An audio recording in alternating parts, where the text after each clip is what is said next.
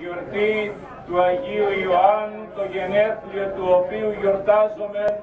σε αυτόν τον ευλογημένο τόπο,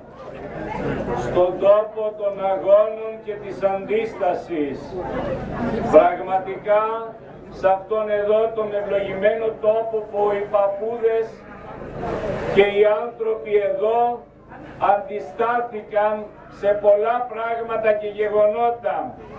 και κυρίως για να κρατηθεί η Ορθοδοξία, η αγάπη προς την πατρίδα, οι αξίες και τα ιδανικά σε υψηλά επίπεδα. Σας μεταφέρω την ευχή του Σεβασμιωτάτου Μητροπολίτου Μασκεδονίας και Αποκορώνου Κυρίου Δαμασκηνού, του Αγίου Πρωτοσυγγέλου, οι οποίοι είναι ταγμένοι αυτές τις μέρες και επιφορτισμένοι στις διαδικασίες για την μεγάλη συνοδική πατριαρχική λειτουργία που θα γίνει στον Ιερό Ναό του Πέτρου και του Παύλου, στα Χανιά, πάνω από τα δικαστήρια, και στα οποία καλούμεθα την Κυριακή να δώσουμε όλοι ένα ευλογημένο παρόν. Αλλά όμως ήθελα σήμερα, αυτήν τη μέρα που γιορτάζουμε το γενέθλιο του Αγίου Ιωάννου του Προδρόμου, του προφήτη του Μίζωνος, ο οποίος άνοιξε το δρόμο για να έρθει ο Ιησούς Χριστός, αυτός ο λίχνος, για να έρθει το φως, αυτός που αξιώθηκε να βάλει το χέρι του και να χειροθετήσει το δεσπότη, να βαφτίσει τον Ιησούν Χριστόν μέσα εις τον Ιορδάνη. Ο Άγιος Ιωάννης ο Πρόδρομος, που γνωρίζουμε όλοι το μαρτυρικό του τέλος, ο οποίος αγωνίστηκε και εκήρυξε μετάνοια, είναι αυτός ο πόθος δύο ανθρώπων, του Ζαχαρία και της Ελισάβετ, ανθρώπων οι οποίοι είχαν μέσα στην καρδιά τους ευσέβεια, είχαν αγάπη, σύνεση και διακαή πόθο να έχουν ένα παιδί, όχι γιο, ένα παιδί. Ιερεύς στο ναό, ο προφήτης Ζαχαρίας πραγματικά εθυμίαζε με την καρδιά του τον ύψιστο, έως ότου ο Αρχάγγελος, ο Γαβριήλ, ευρέθη μπροστά του και εκατεπλήτετο η καρδία, η ψυχή και το μυαλό του Αγίου Ζαχαρία, ότι η γυναίκα του θα μείνει έγκυος. Πόσες γυναίκες λαχταρούν να αγκαλιάσουν και να βλαστήσουν στη μήτρα τους και να κυοφορήσουν και να αγκαλιάσουν και να ζεστάνουν και να ανατρέψουν ένα παιδί. Έτσι και αυτή η ευλογημένη ψυχή ήθελε να αποκτήσει ένα παιδί, και ο Θεός, ακούγοντας την προσευχή της έστειλε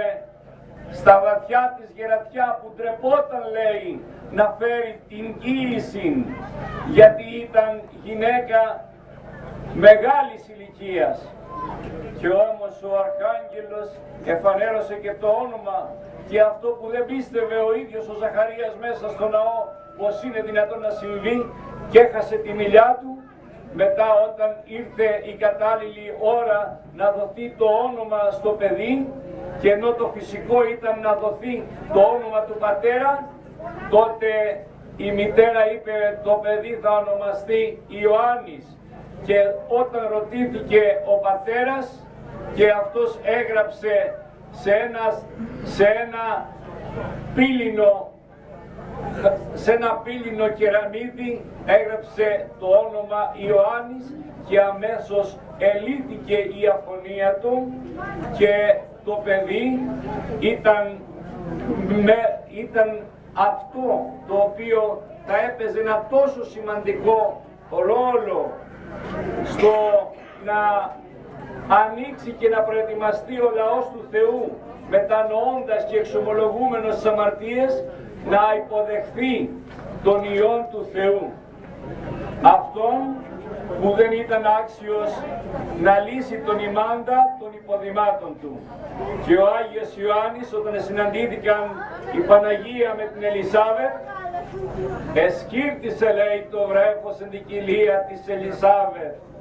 και είναι, όπως μας λένε οι πατέρες της Εκκλησίας μας, η πρώτη προσκύνηση την οποία κάνει προς τον Ιησού Χριστόν, αναγνωρίζοντας τον σαν Υιό του Θεού, προσκυνητών βασιλέα και ενετών της δόξης. Έτσι, αγαπητοί μου αδερφοί, έχουμε σήμερα τα γενέθλια του Αγίου Ιωάννου. Δεν γιορτάζουμε πολλά γενέθλια Αγίων. Το γενέθλιο της Θεοτόκου, 8 Σεπτεμβρίου, το γενέθλιο του Ιησού Χριστού, 25 Δεκεμβρίου, και σήμερα το γενέθλιο του Αγίου Ιωάννου. Εξαιρετικά, γιατί έπαιξε τόσο σημαντικό ρόλο ο Άγιος Ιωάννης μέσα στο εκκλησιαστικό γίγνεσθε, αλλά και βλέπω με χαρά όλους εσάς, με πρωτοπόρο τον αγαπητόν πατέρα Γεώργιο, που εργάζεται εδώ σαν ακρίτας, άνθρωπος ο οποίος αφιέρωσε όλη του τη ζωή και όλη του την παιδεία και όλη του το είναι στα δυο αυτά ηρωικά χωριά, το Σέβρουνα και το Πρασέ, και του μεταφέρω και την αγάπη της Μητροπόλεως μας, του Επισκόπου και του Πατρός Δαμασκηνού και όλων των κληρικών μας που το σέβονται και τον τιμούν, για τον αγώνα που δείχνει να κρατάει εδώ πάνω τις επάλξεις δυνατές στις τόσες λέλαπες που τρυπογυρίζουν όλους μας. Αγαπητοί μου αδελφοί, ένα μόνο λόγο για τη Μεγάλη Σύνοδο η οποία γίνεται αυτές τις μέρες στο Κολυμπάρι. Είναι ευλογημένος ο τόπος μας. Είναι η χαρά του Θεού, η αγκαλιά του Θεού που διάλεξε την Κρήτη να συγκεντρωθούν